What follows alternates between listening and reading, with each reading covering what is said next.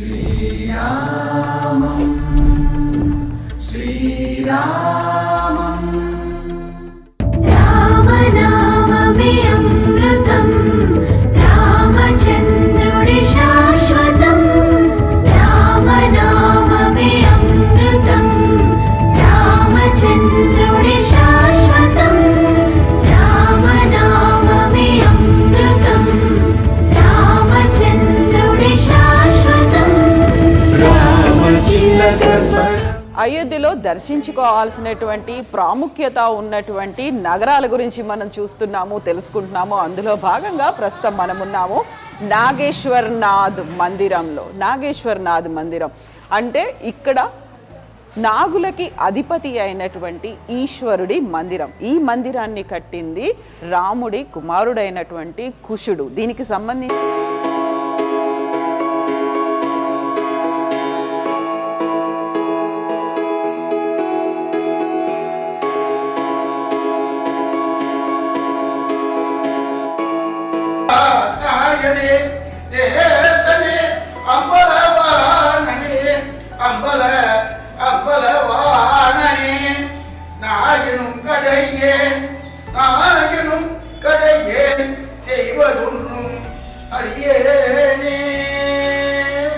నాగేశ్వర్నాథ్ మందిరం రాముడి కుమారుడు కుశుడు కట్టించినటువంటిది ఈ మందిరం. దీనికి సంబంధించినటువంటి పురాణ గాథ ఒకటి ఉంది. కుశుడు సమీపంలో ఉన్నటువంటి సరయూ నదిలో స్నానం చేస్తున్నప్పుడు తను పెట్టుకున్నటువంటి చేతి కంకణం ఒకటి నీటిలో కలిసిపోయింది. అది మిస్ అయిపోయింది. ఎంత వెతికినప్పటికీ అది దొరకలేదు. అయినప్పుడు అక్కడి నుంచి వెళ్ళిపోయాడు కుశుడు. అయితే ఒక నాగకన్య దాన్ని వెతికి తీసుకొని వచ్చి కుశుడికి ఇచ్చింది. ఆ అభిమానంతో, కృతజ్ఞతతో కుశుడు ఇక్కడ నాగనాథ్ ఆలయాన్ని కట్టించినట్టుగా చెప్తూ ఉంటారు. ఆ అభిమానంతో, అదే కృతజ్ఞతతో కట్టించారు కాబట్టి, నాగకన్య కాబట్టి ఆ నాగు పాములకి అధిపతి అయినటువంటి ఈశ్వరుడి గుడిని కట్టించినట్టుగా చెప్తుంటారు. అయితే ఈ గుడికి సంబంధించినటువంటి ఇంకొక విశిష్టత కూడా ఉంది. అది విక్రమాదిత్యుడి కాలం వరకు కూడా చెక్కు చెదరకుండా ఉన్నటువంటి ఆలయం ఇది. ప్రధానంగా ఆ సమయంలో అయోధ్యలో కట్టినటువంటి వివిధ దేవాలయాలు అన్నీ కూడా డిఫరెంట్ రీజన్స్తో విధ్వంసం అయిపోయాయి, ఐదర్ అడవులతో కప్పివేయబడ్డాయి. అయితే ఈ మందిరం మాత్రమే అలాగే నిలబడింది.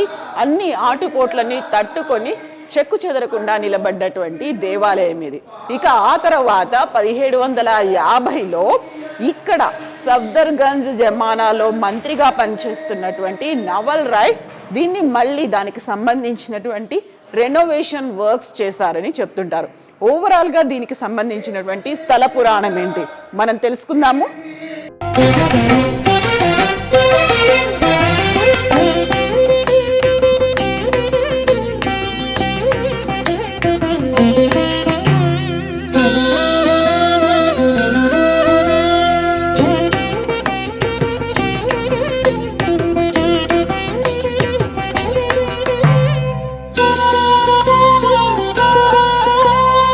నాగేశ్వర్నాథ్ దేవాలయం ఇన్సైడ్ గర్భగుడిలో ఉన్నాము. ఇదే కుశుడు ప్రతిష్ఠించినటువంటి విగ్రహం. ఇక్కడ నాగేశ్వర్నాథ్ అంటే నాగులకి అధిపతి. అందుకే మనకి ఇక్కడ శివలింగం కింద ఉన్నటువంటి బేస్ అంతా నాగ సర్పాలతో నిండినట్టుగా కనిపిస్తుంది. దానికి సంబంధించినటువంటి పురాణాల గాథ ఎలా ఉంది అనేది మనతో పాటుగా ఉన్నారు పండిత్ ఆనంద్ ద్వివేది గారు. ఆనంద్ జీ, जय श्री राम। ओ नमः शिवाय। ओ नमः शिवाय। हाँ, इसके बारे में हम जानना चाहते हैं, पुराण गाथा क्या है इसके बारे में? मंदिर की स्थापना जो है श्री राम जी के जो कनिष्ठ पुत्र थे कुश जी महाराज, उनके समय पर हुई थी। एक बार क्या हुआ था कि जब राम जी अपने लोक को जाने लगे तो उन्होंने अपना राज्य जो है अपने जो भाई थे और अपने सारे पुत्रों में विभक्त कर दिया। तो कुश जी को जो है कुशावर्त राज्य मिला। वो वहाँ पर राज्य करते हुए जब इनको काफी समय बीत गया तो इनको मतलब ऐसा महसूस हुआ कि अब हमें एक बार अयोध्या चल करके, बहुत दिन हो गया है, अयोध्या दर्शन करना चाहिए, वहाँ सरयू जी में स्नान करना चाहिए। तो वो अयोध्या आए, उन्होंने सरयू जी में स्नान किया। तो सरयू जी में स्नान करते हुए उनके हाथ का कड़ा जो कंगन होता है, क्योंकि राजा लोग उस समय आभूषण धारण करते थे, तो कड़ा जो है वो सरयू जी में कहीं गिर गया। और नाग कन्या कुमुदनी जो है उस समय विहार कर रही थी सरयू जी में, उस कड़े को लेकर के और नागलोक को चली गई। तो जब कुश जी को ज्ञात हुआ कि मेरे हाथ में कड़ा नहीं है, तो उन्होंने ध्यान किया। उनको जब सारी कथा मालूम हुई कि नाग कन्या मेरे कड़े को लेकर चली गई, तो उनको बड़ा क्रोध हुआ। उन्होंने कहा नाग ने मेरे कड़े की चोरी की, इसलिए आज मैं पूरे नागलोक को भस्म कर दूंगा, जिससे कि भविष्य में कोई और इस तरीके का दुस्साहस ना कर सके, चोरी ना कर सके। तो उन्होंने बाण का संधान किया और लोगों को भस्म करने के लिए उद्यत हुए। तो नाग लोग बड़े घबरा गए। उन्होंने कहा अब हमारे प्राणों की रक्षा कैसे हो। तो जो कुमुदनी थी, उसके पिता नागराज कुमुद बहुत भगवान भोलेनाथ के बड़े अनन्य भक्त थे। तो उन्होंने कहा अब हमारे प्राणों की रक्षा सिर्फ हमारे भगवान भोलेनाथ ही कर सकते हैं। उन्होंने भगवान भोलेनाथ से प्रार्थना की, हे प्रभु किसी प्रकार से हमारे प्राणों की रक्षा करिए, किसी प्रकार से हमारे प्राणों की रक्षा कीजिए। भगवान भोलेनाथ प्रकट हुए, उन्होंने कुश जी के क्रोध को शांत कराया। कहा हे कुश जी, इस नागों को आप अभय दान प्रदान करें। ठीक है। तो कुश जी ने कहा महाराज इन्होंने तो हमारे कड़े की चोरी की है, इनको दंड तो कुछ मिलना चाहिए। तो भगवान भोलेनाथ ने कहा इस दंड स्वरूप आप इस कन्या का पाणी ग्रहण कर लीजिए, इसके साथ विवाह कर लीजिए, इसको भी दंड मिल जाएगा और जो है आगे से मतलब आपकी बात भी रह जाएगी। तो उन्होंने कहा ठीक है प्रभु, हम आपकी सारी बात स्वीकार करेंगे, लेकिन उस स्थिति में जब आप नित्य प्रति इस स्थान पर हमें दर्शन दिया करें। तो तब से भगवान भोलेनाथ अपने भक्तों के कल्याणार्थ इस स्थान पर विराजमान हैं और कुश जी को दिए हुए वचन के अनुसार नित्य प्रति यहाँ पर दर्शन होता है।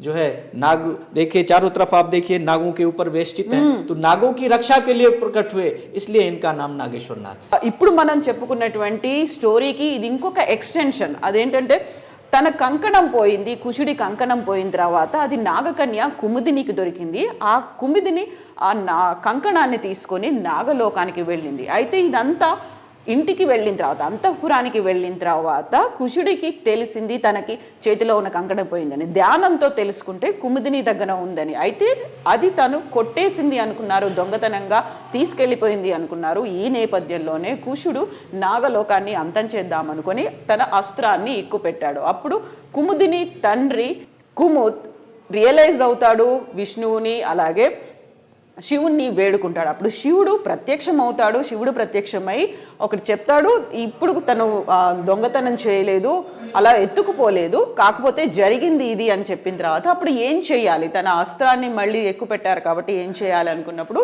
శివుడు తన్ని పెళ్ళాడమని కోరుతాడు కుముదిని. అయితే అక్కడ మాత్రం కుశుడు ఒక కండిషన్ పెడతారు.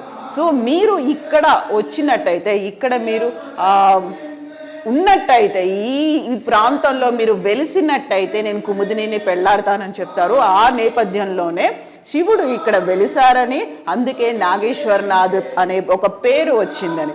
तो इस गाथा के साथ एक और हिस्टोरिक रिप्रेजेंटेशन भी है ना, राजा विक्रमादित्य के साथ और नवल राय जी के साथ भी है ना। जी जी। अब फिर कालांतर में जब अयोध्या फिर कितनी बार बसी और उजड़ी, तो एक बार क्या हुआ, राजा विक्रमादित्य जी विहार करते हुए सरयू तट पर विचरण कर रहे थे। उस समय अयोध्या बिल्कुल वीरान सी थी, यहाँ मतलब सब केवल सरयू जी का जल और जंगल ही हो गया था। तो वो विहार कर रहे थे सरयू जी पर, ऐसे आखेट करते हुए निकले। तो उन्होंने क्या देखा, एक घोड़े पर सवार एक व्यक्ति आ रहा है, बिल्कुल काले कलूटे स्वरूप में, बिल्कुल दैत्य स्वरूप, और वो आता है घोड़े से उतर करके जो है सरयू जी में स्नान करता है, और जब वहाँ से वापस आते हैं तो बिल्कुल देव स्वरूप हो जाते हैं। तो राजा विक्रमादित्य जी को बड़ा आश्चर्य हुआ। उन्होंने कहा प्रभु आप कौन हैं, और आप अभी जब आए थे आपका स्वरूप कुछ और था, इस समय आपका जो स्वरूप है कुछ और है। तो उन्होंने कहा हे राजन, मैं तीर्थराज प्रयाग हूँ, भक्तों के द्वारा छोड़े हुए पाप के प्रभाव से, क्योंकि भक्त बाहर से आते हैं, अपना जो भी पाप किए रहते हैं वो हमारे यहाँ आकर के हम स्नान करते हैं, उतर जाता है, उसके प्रभाव से मैं काला हो जाता हूँ। तो आज रामनवमी का दिन है, आज रामनवमी के दिन जो भी भक्त आकर के अयोध्या, ये अयोध्या है, यहाँ पर जो भी भक्त आज रामनवमी के दिन आकर के सरयू मैया में स्नान करते हैं, उनके सारे पाप जो है हट जाते हैं और वो पुनः अपने निर्मल गति को प्राप्त करते हैं। तो ये रेनोवेशन पुनर्निर्माण नवल राय जी किए हैं। फिर जो है विक्रमादित्य ने जी पूछा महाराज जी, अयोध्या आप कह रहे हैं कि ये अयोध्या स्थान है, यहाँ तो कुछ नहीं है, तो निर्जन है।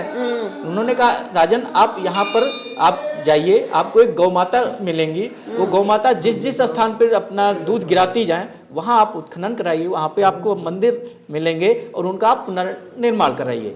तो जो है उसी समय से जो उन्होंने फिर मंदिरों का पुनर्निर्माण कराया।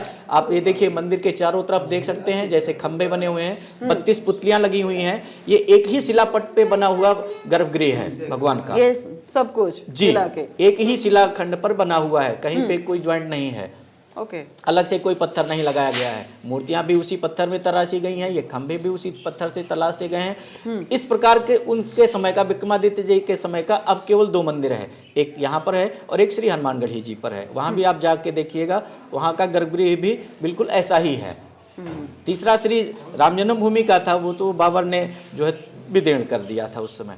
उसमें भी जो खुदाई उत्खनन में जो खंभे मिले हैं, जो मूर्तियां मिली हैं, वो बिल्कुल इसी प्रकार की हैं। तो हमने सुने हैं कि यहाँ पर रामनवमी के साथ शिवरात्रि भी मनाते हैं। जो मुख्य पर्व जो है इस मंदिर का, वो जो है महाशिवरात्रि है। जी, भगवान महाशिवरात्रि तो भगवान भोलेनाथ को समर्पित है, वो तो पूरे देश क्या पूरे विश्व के मंदिरों में जो है मनाई जाती है। जय श्री राम। जय श्री राम, जय Bholenath. Thank you so much Anand ji, thank you.